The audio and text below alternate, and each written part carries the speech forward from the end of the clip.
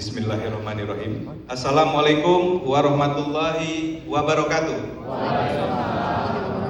Selamat pagi, salam sejahtera untuk kita semua. Om Swastiastu, Namo Buddhaya, salam kebajikan. Yang saya hormati, saya banggakan Kepala Badan Riset dan Inovasi Nasional, Bapak Arif Satria, tepuk tangan untuk beliau. Wakil Menteri UMKM, Bapak Helvi Moraza, merangkap Komisaris Bank BRI, betul ya. Kemudian yang kami hormati Kementerian Hukum yang diwakili oleh Direktur Merek dan Indikasi Geografis Bapak Fajar Sulaiman Taman. Ketua Umum Masyarakat Profesi Penilai Indonesia Bapak Budi Prasojo beserta seluruh jajaran. Terima kasih atas dukungan, komitmen, dan kolaborasinya selama ini. Perwakilan dari Otoritas Jasa Keuangan, Bapak Ludi Arlianto, Kepala Grup Inovasi dan Keuangan Digital. Terima kasih.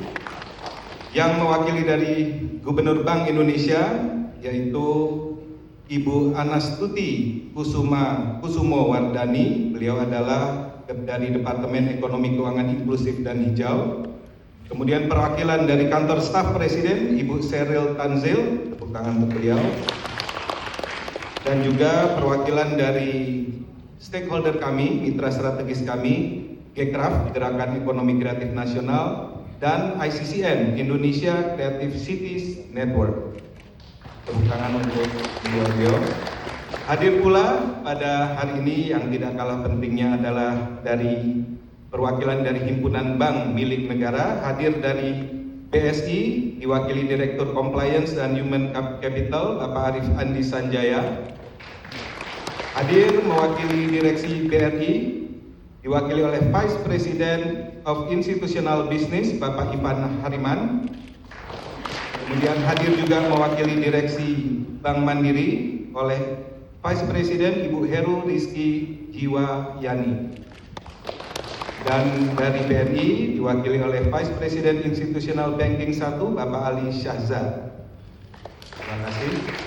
Dan tentunya juga yang kami banggakan, calon penilai KI yang akan dilantik hari ini. Tepuk tangan untuk kita semua. Serta tamu undangan lainnya dan juga tentu juga jajaran dari Kementerian Ekraf. Puji syukur kehadirat Allah Subhanahu wa Ta'ala, karena alhamdulillah hari ini kita dapat hadir menyaksikan satu langkah penting dalam perjalanan ekonomi kreatif Indonesia, yakni hadirnya penilai kekayaan intelektual sebagai bagian utama dari ekosistem pembiayaan berbasis kekayaan intelektual. Di era ekonomi berbasis ide dan inovasi, kekayaan intelektual bukan lagi sekedar dokumen hukum. Kekayaan intelektual adalah aset yang memiliki nilai. Nilai yang merupakan wujud masa depan industri kreatif nasional. Namun, agar KI tersebut dapat diakses sebagai sumber pembiayaan, diperlukan kepercayaan, di mana kepercayaan itu dibangun melalui penilaian yang profesional, kredibel, dan independen. Oleh karenanya, peran para penilai KI menjadi sangat strategis. Para penilai KI akan menjadi jembatan antara kreativitas dan akses pendanaan, pembiayaan, dan investasi. Hasil penilaiannya nanti akan menjadi dasar keyakinan bagi lembaga keuangan, bank, dan lembaga keuangan non-bank, termasuk investor, untuk menyalurkan pembiayaan kepada para pelaku ekonomi kreatif Indonesia. Pemerintah bersama para pemangku kepentingan lainnya telah berikhtiar untuk terus membangun fondasi regulasi yang kuat dan memastikan ekosistem ini berjalan secara nyata, mulai dari PP nomor 24 tahun 2024 sebagai turunan Undang-Undang Ekonomi Kreatif, kemudian Peraturan Menteri Ekonomi Kreatif tentang penilai kekayaan intelektual, hingga kebijakan kredit usaha rakyat berbasis kekayaan intelektual dengan target di 2026 adalah 10 triliun rupiah dengan bunga yang kompetitif bagi pelaku ekraf. Di sisi lain, kebijakan OJK telah mengakui kekayaan intelektual sebagai agunan pembiayaan dan standar penilaian Indonesia 321 diterbitkan sebagai panduan profesional bagi para penilai sehingga proses valuasi memiliki dasar metodologi yang jelas, terukur, dan dapat dipertanggungjawabkan. Artinya, hari ini kita tidak lagi memulai dari nol.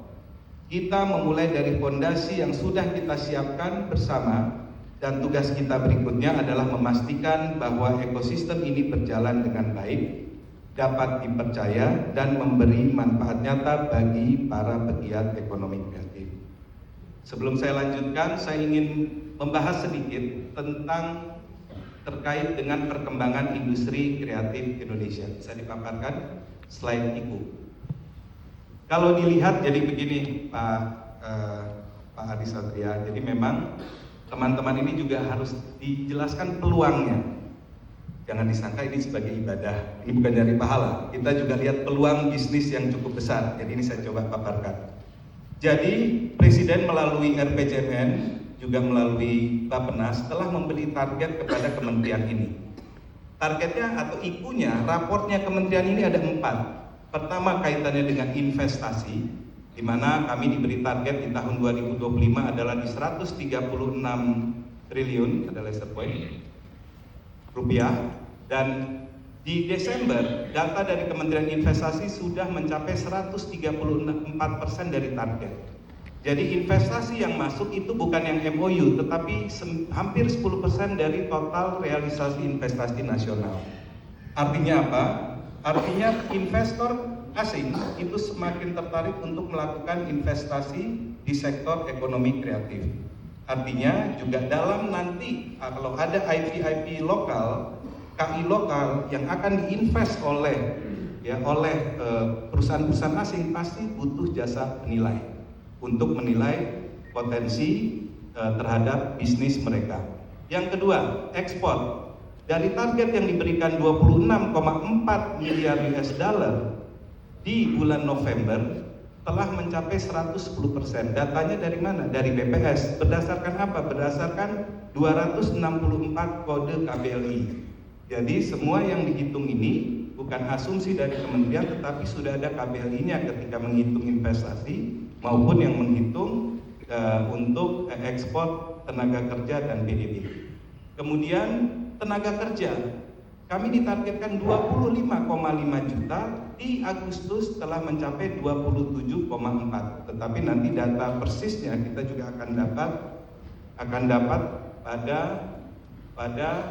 di bulan Januari nanti. Kemudian laju pertumbuhan PDB. Memang kalau PDB itu baru keluar nanti di bulan Februari akhir. Tetapi kalau kita lihat data 2025 yang menghitung PDB 2024, ketika rata-rata nasional di 5,03%, sektor ekraf 1,5% di atasnya. Saya tadi berseloroh dengan kepala tim, jangan-jangan yang duluan 8% ini adalah dari sektor ekraf, betul? Nah, ketika industri ini semakin besar, ekosistemnya semakin besar, kemudian juga profesionalisme yang jasa penilainya juga dibutuhkan. Disinilah sebetulnya kami mengajak MAPI, anggota MAPI juga turut juga merasakan besarnya industri ini gitu. Jadi hari ini adalah hari yang bersejarah. Kalau ditanya sektornya apa, dari 17 subsektor yang tadi dikatakan, dan insya Allah Bapak Presiden akan mendatangani perpresnya 17 subsektor untuk menjadi 21 subsektor. Ini sebentar saya Jadi kalau kita lihat IP, ya, merek, paten, ini semua juga ada di dalam ini. Jadi ini nanti akan ada perpres yang dikeluarkan Bapak Presiden, draftnya koordinasi dengan sekian puluh kementerian sudah dilakukan, sekarang sudah di Seknek. Perpres namanya Rindekraf, Rencana Induk Ekonomi Kreatif. Kalau yang lalu, yang Presiden Jokowi tanda tangani dari 2018 sampai 2025 itu sudah berakhir. Nah ini yang baru, nanti akan ada 21 subsektor, kita bagi 4 klaster seperti ini. Begitu. Jadi memang ini tidak ujuk-ujuk. Kementerian Ekonomi Kreatif ini kalau Bapak Ibu ingat, pertama kali Kementerian ada nomenklatur ekraf itu adalah kalau tidak salah saya di 2012. Menteri pertamanya Bu Marti Pangestu, Menteri Parekraf. Bu Marti itu bukan orang dari pariwisata, bukan orang dari seniman, tapi orang ekonomi. Jadi ketika pariwisata ekraf ini dinaikkan, memang juga sudah dilihat ini akan menjadi mesin baru pertumbuhan ekonomi nasional.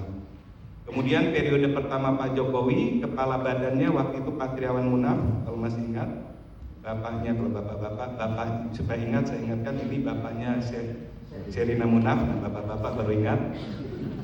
Dan kemudian di periode kedua Pak Presiden Jokowi digabungkan kembali karena waktu itu mungkin dianggap badan kurang kuat. Periode pertamanya, pada periode kedua Pak Jokowi ada 2 kali menteri di situ, yang 1,5 tahun pertama Pak Wisnu Tama Kusubandio, dan kemudian 3,5 tahun terakhirnya adalah Pak Sandiaga Uno.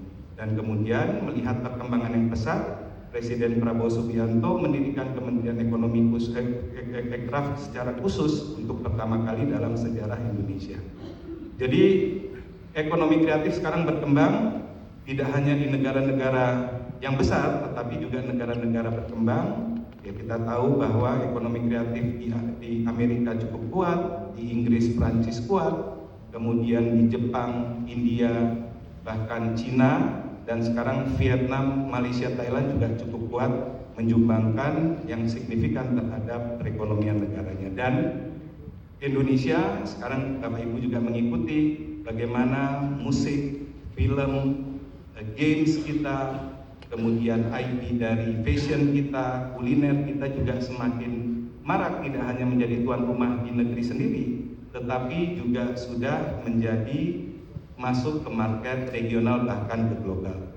Nah, itu belum, istilahnya sentuhan pemerintah masih sedikit. Bayangkan kalau sentuhan akses regulasinya, akses pendanaannya, jasa penilainya juga kuat, saya yakin ini semakin besar. Kalau ditanya contohnya apa sih? Bisa ada slide yang Marvel, Pokemon dan seterusnya itu. Contohnya apa? Jadi memang IP ini juga menarik. Ketika dia muncul, jadi Pak Kepala BRIN menghubungkan antara ekosistem game dengan aplikasi ini, itu sangat memungkinkan di ekonomi kreatif. Beda kalau pengusaha tambang kita kumpulin kan suka saling gitu kan, gitu, saling mau buyback bahkan. Nah, tetapi kalau mereka diajak kolaborasi, itu nanti akan ada namanya IP derivatif.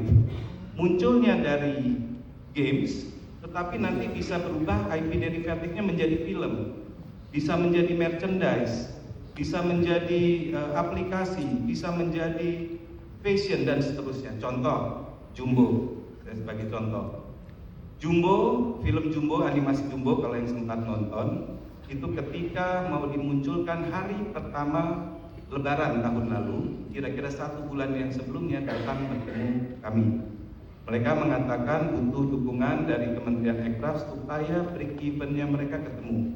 Katanya break even investasinya di berapa jumlah penonton? Mereka bilang 3 juta dengan investasi sekitar 30 miliar. Oke, saya bilang begitu. Kami mungkin akan membantukan untuk merajut silaturahmi, merajut kolaborasi dengan berbagai pihak. Kami lihat menu MOU dari Kementerian Ekraf ini salah satunya dengan InJourney. InJourney mempunyai aset termasuk airport, termasuk Candi Prambanan, termasuk juga airline. Nah, disitulah kita kolaborasikan, brandingnya itu bisa masuk ke tempat-tempat tersebut. Kemudian kami lihat MOU juga dengan Pemda DKI.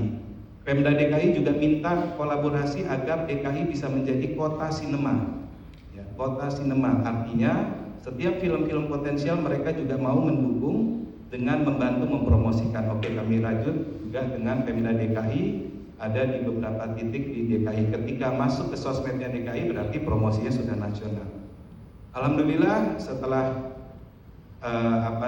setelah beberapa bulan ditayangkan menembus angka 10 juta dari target 3 juta. Ketika masuk bulan Mei, kami ingatkan sudah difikirkan belum IP derivatifnya. Maksudnya bagaimana? Ini bulan Juni waktunya anak-anak masuk sekolah. Apakah karakter Jumbo ini juga sudah dicetak untuk masuk ke buku tulis, buku gambar, stationery anak sekolah? Mereka bilang belum, karena mereka masih fokus untuk menjaga jumlah penonton. Saya bilang jumlah penonton kan udah 3 kali lipat dari target. Saya bilang kita saatnya berpikir IP derivatif. Belum, akhirnya saya pertemukan dengan Iki Stationery di Solo yang bikin itu.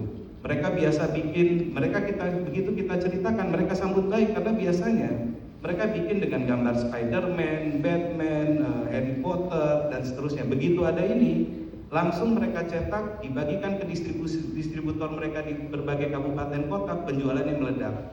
Artinya win-win, Iki Stationery-nya untung, Jumbo-nya untung. Selain dari film, sekarang ada pemasukan juga dari stationery.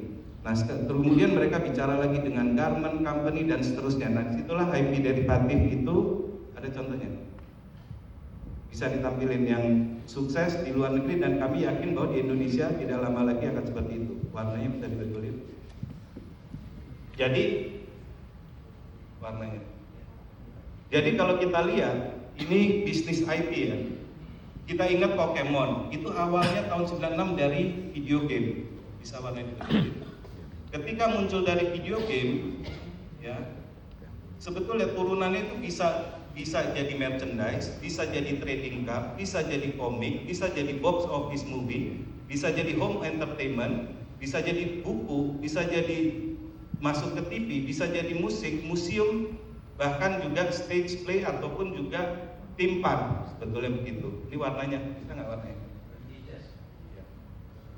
Jadi kalau kita lihat ini awalnya dari video game, mungkin sekarang di sini penghasilannya bukan dari video game lagi, paling besar udah dari merchandise. Begitu juga kalau kita ingat Hello Kitty, Winnie the Pooh, Mickey Mouse, ini muncul ada yang dari buku, ada yang dari animasi, ada yang dari film kalau Star Wars, ada yang dari manga, ada yang muncul dari kostum, ya kan? Ada yang dari video game kayak Mario Bros, cuman ini warnanya kurang pas. Tetapi sekarang penghasilan mereka itu bukan dari IP awalnya, tapi dari IP derivatifnya, kebanyakan dari merchandise. Nah, tentu balik ke Indonesia, sekarang anak-anak Indonesia ini baru mulai banyak sekali IP baru muncul. Kalau kita lihat di sini, ini kan muncul beberapa tahun sebelumnya, tetapi sekarang penghasilan mereka yang kuning ini dari merchandise. Ini bisnis yang sekarang anak-anak kita mempunyai potensi. Baik dari games, dari animasi, dari komik, dari penulis novel, banyak sekali anak-anak Indonesia sekarang ini. Kemudian kenapa anak Indonesia sekarang suka ini, bisa yang slide tenaga kerja ekstrak. Jadi anak-anak muda sekarang itu tidak suka bekerja dalam sistem yang kaku. Mereka ingin kerjanya lebih fleksibel, tetapi penghasilannya pingin tinggi. Ini maunya anak-anak muda nih banyak nih. Pertama, dia penghasilannya pingin tinggi, terus nggak mau terikat dalam jam kerja, kemudian yang sesuai dengan hobinya atau passionnya. Saya bilang ke teman-teman saya, sebetulnya kayak gini kita juga dari dulu juga cita-citanya kayak begini. Cuman kalau kita mau idealis dengan passion kita, bisa ditolak calon mertua waktu itu. Tapi di zaman digital ini sangat mungkin mereka bekerja dengan passionnya, ya, kemudian tidak dalam sistem yang kaku, dan penghasilannya bisa berkali lipat dari UMR di daerah, atau bahkan bisa berpuluh kali lipat dari situ. Nah, ini juga dikoreksi juga dibenarkan oleh para rektor. Mereka juga mengecek bahwa 5 tahun pertama, karena jumlah tenaganya seperti ini dan mayoritas adalah anak-anak muda, itu mereka bilang 5 tahun terakhir memang banyak sekali alumni dari berbagai kampus itu bekerja tidak sesuai dengan jurusan yang 4 tahun mereka pelajari. Mereka masuk ke ekosistem industri kreatif, belum tentu langsung seniman ya, tetapi mendukung atau berada di dalam ekosistem ini. Nah, ini yang sedang tren, yang sedang terjadi di Indonesia, dan tentu kembali bahwa peluang ini jangan kita biarkan mereka juga tanpa didampingi yang oleh para profesionalis seperti Bapak Ibu sekalian yang mempunyai jam terbang tinggi, sehingga mereka bisa semakin besar seperti IP yang slide sebelumnya saya tampilkan. Jadi sekali lagi tepuk tangan untuk Bapak Ibu bahwa kita sekarang masuk ke dalam ya situasi ataupun kondisi bangkitnya ekonomi kreatif di Indonesia. Saya lanjutkan. Jadi hari ini untuk pertama kali dalam sejarah 64 penilai kekayaan intelektual akan resmi ditetapkan dan telah menandatangani Fakta Integritas. Sebuah momentum yang bukan sekedar seremoni, dan ini adalah komitmen moral untuk bekerja dengan integritas, objektivitas, dan menjunjung tinggi profesionalisme demi kepentingan menguatkan ekosistem ekraf di tanah air. Ini merupakan generasi pertama, jadi 1.0. Penilai KI atau IP Valuator sebagai langkah strategis mewujud pembiayaan berbasis kekayaan intelektual, IP-based financing. Saya menaruh harapan besar kepada Bapak Ibu sekalian, bekerjalah dengan penuh kredibilitas dan semangat, dan jadilah bagian dari sejarah ketika kekayaan intelektual benar-benar menjadi bagian penting yang menghidupkan mesin pertumbuhan ekonomi nasional. Ini adalah ikhtiar kita bersama dalam menjawab tantangan akses pembiayaan bagi pelaku ekraf nasional, sekaligus menjadi jembatan kepercayaan antara inovator, kreator, dan lembaga keuangan. Kita semua percaya kreativitas adalah aset, inovasi adalah jaminan, dan masa depan ekonomi Indonesia yang dibangun dari kekayaan intelektual bangsa akan segera terwujud. Dengan mengucapkan Bismillahirrahmanirrahim, hari ini Rabu 18 Februari 2026 secara resmi saya menetapkan 64 calon penilai KI sebagai penilai kekayaan intelektual yang terdaftar pada Kementerian Ekonomi Kreatif, Badan Ekonomi Kreatif. Mari kita terus doakan agar para penilai dapat terus bekerja secara profesional dan dapat konsisten menghadirkan penilaian yang objektif, akurat, dan dapat dipertanggungjawabkan. Sekian, terima kasih. Wassalamualaikum warahmatullahi wabarakatuh. Waalaikumsalam.